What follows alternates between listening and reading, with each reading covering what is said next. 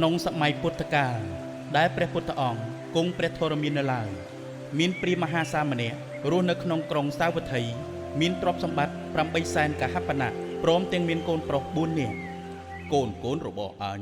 មានវ័យវឌ្ឍនាការអស់ហើយកិច្ចការចិញ្ចឹម3បាច់គីក៏ឈានដល់ទីបញ្ចប់ដែរហើយម៉ែវាអើយកូនរបស់យើងមានវ័យធំធាត់អស់ហើយដល់ពេលយើងគិតគូររឿងគូស្រករឲ្យពួកគេហើយមែនទេត្រូវហើយឪវាធម្មតាកូនកាលណាធំធាត់ហើយត្រូវតែមានគូស្រករអញ្ចឹងហើយបើយ៉ាងនេះម៉ែវាឯងស្វែងរកមើលកូនក្រមុំគេទៅនឹងអាចចាត់ចែងពិធីមង្គលឲ្យពួកគេឲ្យបានឆាប់ណាកាលប្រឹក្សាគ្នាប្តីប្រពន្ធហើយព្រាហ្មណ៍ទាំងពីរនាក់ក៏បានរៀបចំចាត់ចែងអាវិហៈវិវិហៈមង្គលឲ្យកូនទាំង4នាក់ព្រមទាំងបានបែងចែកទ្រព្យសម្បត្តិឲ្យពួកគេម្នាក់1សែនកហបណៈផងណែកូនពេលនេះពុកម៉ែឯងចាស់អស់ហើយអ្វីដែលពុកម៉ែគួរធ្វើចំពោះពួកឯងក៏បានធ្វើហើយដែរពុកនិងម៉ែឯងបានពិភាក្សាគ្នាហើយនឹងបែងចែកទ្រព្យដល់ពួកឯងម្នាក់1សែនកហបណៈសម្រាប់ជាដើមទុនរកស៊ីនិងចិញ្ចឹមប្រពន្ធកូនតទៅ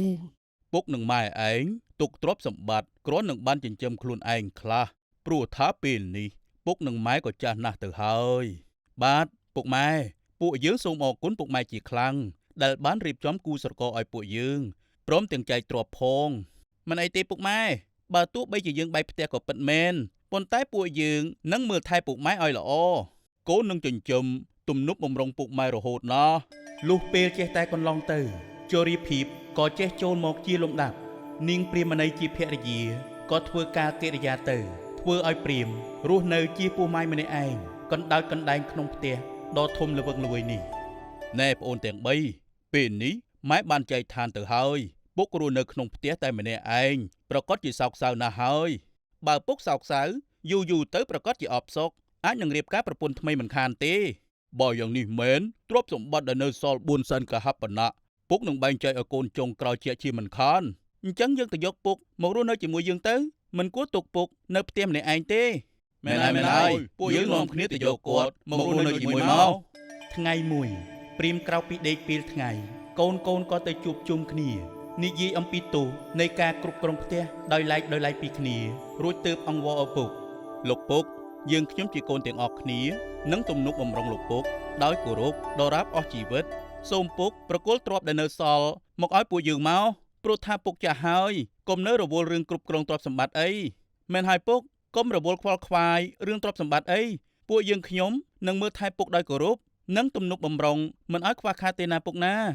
ព្រាហ្មណ៍ក៏ប្រគល់ទ្រព្យដល់កូនទាំង4នាក់ម្នាក់1សែនកហបណៈទៀតនៅសល់ជាប់ខ្លួនតែសម្ពុតមួយចង្កេះប៉ុណ្ណោះព្រាហ្មណ៍ក៏ទៅនៅជាមួយកូនច្បងមិនយូរប៉ុន្មានកូនប្រសាស្រីក៏ធុញទ្រាន់ពុកមិនដឹងជាស្អី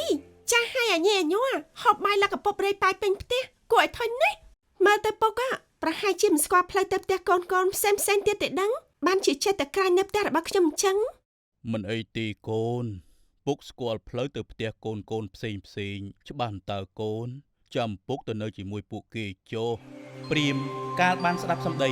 កូនប្រសាស្រីដូច្នេះក៏តូចចិត្តជាខ្លាំងរួចក៏ចាក់ចេញទាំងសេចក្តីក្តុកក្តួលចិត្តទៅនៅជាមួយកូន3នាក់ទៀតជាបន្តបន្ទាប់ពួកគេចេះតែបណ្ដេញចេញដូចគ្នាអោជីវិតអញអើយមិនសមបើចាស់ទៅធ្លាក់ខ្លួនលំបាកខ្លាំងយ៉ាងនេះសោះអញមិនអាចទ្រាំរស់នៅក្នុងស្ថានភាពកូនមើលងាយមើលថោកអញយ៉ាងនេះទេទោះអញដើរសុំទានគេស៊ីក៏ប្រហែលជាប្រសើរជាងសុំកូនដែលខ្លួនឯងស្រឡាញ់និងទំនុកបំរុងដែរព្រាហ្មណ៍ក៏ចាក់ចេញពីផ្ទះកូនដើរសុំទានគេគ្រប់ច្រកល្ហកផ្ទះរហូតคล้ายទៅជាស្គមស្គាំងព្រោះបរិភោគអាហារនិងដេកមិនបានគ្រប់គ្រាន់ពិតជាគួរឲ្យអាសូរខ្លួនឯងណាស់ព្រោះសេចក្តីស្រឡាញ់កូនសុខចិត្តបែងចែកទ្រព្យឲ្យពួកគេអស់ពួកគេមិនសមមិនអាណិតដល់អញជាឪពុកបន្តិចដូច្នេះសោះឡើយព្រាហ្មណ៍គិតចុះគិតឡើងក៏សម្រេចចិត្តចូលទៅរកព្រះពុទ្ធអង្គនៅក្នុងវត្តចេតពុនក្រែងលោបានទទួលការអាណិតអាសូរពីព្រះអង្គទើបចូលទៅក្នុងសំណាក់ព្រះពុទ្ធមនាលព្រាហ្មណ៍ចុះហេតុអ្វីបានជាអ្នកស្គមស្គាំងម្លេះបបិទ្ធព្រះអង្គដ៏ចម្រើន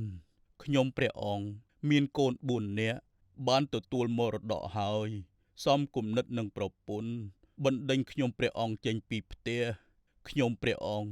ដើរសុំទានគេហូបទេព្រះអង្គបើដូច្នេះអ្នកចូលរៀនមុនរបស់តថាគតហើយសូត្រនៅពេលណាដែលមានកូនរបស់អ្នកនៅទីនោះដែរមុននេះស័ក្តិសិទ្ធិណាស់ខ្ញុំត្រេកអរដោយកូនឯណាដែលកើតហើយចិញ្ចឹមបីបាច់ដោយប្រាថ្នាសេចក្តីចម្រើនដល់កូនផងកូននោះសំគំនិតនឹងប្រពន្ធបណ្ដេញឪពុកចាស់ចេញដូចឆ្កែដេញជ្រូកកូនអសប្បុរសបោះបង់ឪពុកចាស់ចោលកូននោះប្រៀបបាននឹងអរិយទឹកខ្លែងធ្វើជាកូនឪពុកនៃកូនពីលនោះតែងតែដើរសុំទានគេស៊ីបាយមិនបានសម្រានមិនលួធ្លាក់ខ្លួនស្គមស្គាំងកូនបែបនេះមិនស្មើនឹងឈើច្រត់របស់ខ្ញុំនេះផងលុះព្រាមរៀនមុននោះចប់ហើយក៏ដើរចូលទៅក្នុងទីប្រជុំជនដែលមានកូនទាំង4អង្គុយក្នុងទីនោះផងរួចសូត្រមុននោះលុះសូត្រចប់អ្នកស្រុកក៏ផ្អើលឆាឡោទាញដំបងកំបិតពូថៅបំរុងនឹងសម្លាប់កូននោះចោលកូនភ័យស្លន់ស្លោនាំគ្នាស្ទុះទៅក្រាបថ្វាយបង្គំបាតពីឪពុកសូមខមាទោសរួចយកឪពុកទៅចិញ្ចឹមទំនុកបំរុងតទៅកូនអសប្បុរសប្រៀបបាននឹងអរិយទឹកដែលខ្លែងជាកូនចាំឲ្យទោសដល់ឪពុកម្ដាយកូនអកតញ្ញូតែងតែស្ដាប់បង្គាប់ប្រពន្ធប្តីបោះបង់ឪពុកម្ដាយចោលក្នុងពេលដែលពួកគាត់មិនមានប្រយោជន៍ដល់ខ្លួនទៀតកូនប្រភេទនេះមិនមានតម្លៃស្មើនឹងឈើច្រត់ដែលឪពុកម្ដាយកាន់ក្នុងពេលគាត់ចាស់ទៅផងសូមចុចលើប៊ូតុង Subscribe រួចចុចរូបកណ្ដឹង ដើម្បីទទួលបានវីដេអូជាទីជ្រះថ្លាជាច្រើនទៀតពីមាគ៌ាព្រះធម៌នាំមកជូនដោយ Medphone